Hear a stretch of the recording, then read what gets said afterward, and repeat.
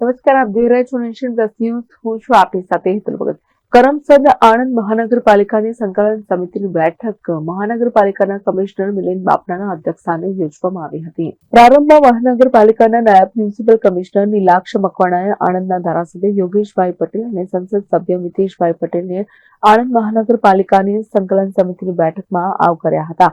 આ બેઠકમાં ઉપસ્થિત સંકલન સમિતિના અધિકારીઓને મહાનગરપાલિકાના કમિશનર મિલિંદ બાપનાએ પરસ્પરના સંકલનમાં રહીને પ્રજાલક્ષી કાર્ય ઝડપથી કરવા અનુરોધ કર્યો હતો તથા આણંદના ધારાસભ્ય અને સંસદ સભ્ય દ્વારા પૂછવામાં આવતા પ્રશ્નો કરેલ રજૂઆત તથા સૂચનોનો પણ તુરંત જ પ્રતિસાદ આપવા અને હકારાત્મક ઉકેલ લાવવા જણાવ્યું હતું. કમિશનર મિલિંદ બાપનાએ ધારાસભ્ય અને સંસદ સભ્યના સૂચનો પોઝિટિવ રીતે કોર્પોરેશન માટે સ્વીકાર્ય છે તેમ જણાવ્યું હતું. કમિશનરે ફાયરની સત્તા આણંદ મહાનગરપાલિકાને મળે તે અંગેની કાર્યવાહી તાત્કાલિક કરવા માટે અધિકારીઓને જણાવ્યું હતું.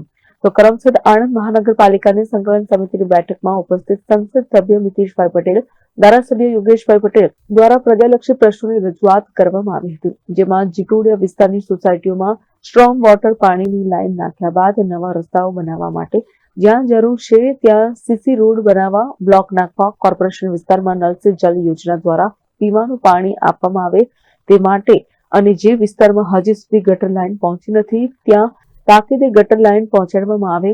વલ્લભ વિદ્યાનગરમાં ભાઈકાકા 4 રસ્તા ઉપર ખૂબ જ ટ્રાફિકનું ભારણ રહેતું હોવાથી ઓવરબ્રિજની જરૂરિયાત.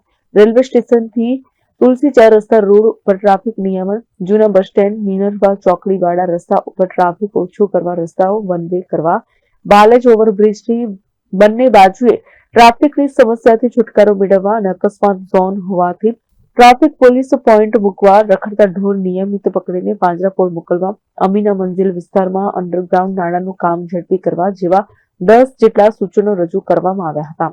આ સંકલન મીટિંગમાં આણંદના ધારાસભ્ય યોગેશભાઈ પટેલે કોર્પોરેશન દ્વારા storm water line pre monsoon કામગીરી અંતર્ગત વરસાદ પડે તે પહેલા સફાઈ કરાવવાથી ભારે વરસાદ આવવા છતાં પણ પાણી ટૂંક સમયમાં જ નીકળી જાય છે અને લોકોને તકલીફ પડતી નથી તેવી કામગીરી કરવા બદલ કોર્પોરેશનની ટીમને અભિનંદન પાઠવ્યા હતા. આ બેઠકમાં નાયબ મ્યુનિસિપલ કમિશનર નીલાક્ષ મકવાણા, એસ.કે. ગરવાલ, કાર્યપાલક ઇજનેર હિતેશ ગઢવી સહિત ફોરેસ્ટ, પોલીસ, સિંચાઈ, શિક્ષણ, આરોગ્ય, જમીન માપણી, ફાયર વિભાગના અધિકારીઓ સહિત સંકલન સમિતિના અધિકારીઓ ઉપસ્થિત રહ્યા હતા.